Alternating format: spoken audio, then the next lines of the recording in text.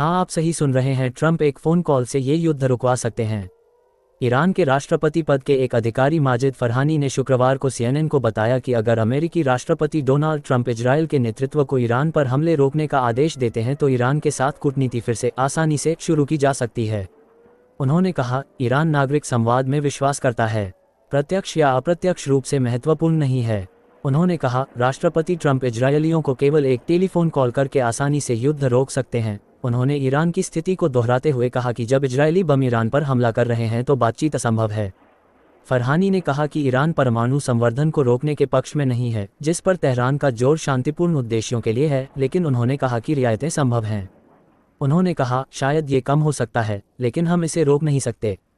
हाल के दिनों में यूरोपीय शक्तियां संवर्धन पर प्रतिबंध लगाने के लिए अमेरिकी और इजरायल के आह्वान में शामिल हो गई हैं, जिससे इस महत्वपूर्ण मुद्दे पर उनका रुख सख्त हो गया है। फ्रांस के विदेश मंत्रालय के प्रवक्ता क्रिस्टोफ लेमोइन ने शुक्रवार को CNN को बताया कि फ्रांस ने शून्य संवर्धन पर एक स्पष्ट स्थिति सामने रखी है। ईरान का कहना है कि उसे शांतिपूर्ण उद्देश्यों के लिए समृद्ध यूरेनियम की आवश्यकता है, साथ ही उसे बड़ी मात्रा में हथियार स्तर की सामग्री का निर्माण भी करना है।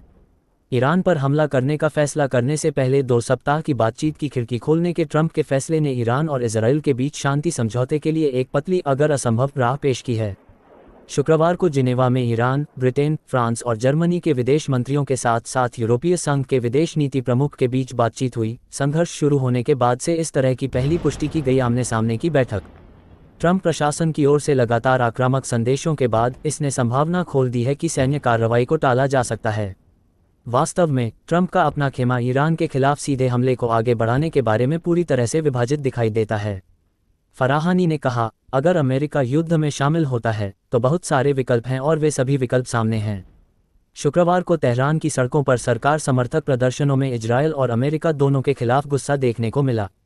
तेहरान में CNN की टीम ने भारी भीड़ देखी, जिसमें प्रदर्शनकारी ईरानी, हिजबुल्लाह और फिलिस्तीनी झंडे लहरा रहे थे और अमेरिका और इजरायल के झंडे जला रहे थे। इस तरह के आयोजनों में इजरायल की मौत, अमेरिका की मौत के नारे गूंज रहे थे, जबकि ईरानियों ने बमबारी अभियान पर अपना गुस्सा जाहिर किया। एक महिला ने CNN से कहा, ट्रंप, आप मेरे नेता को धमका रहे हैं। क्या आप नहीं जानते कि मेरा देश मानता है कि मौत शहद से भी मीठी है? और खबरों के लिए चैनल को लाइक और सब्सक्राइब करना ना भूलें।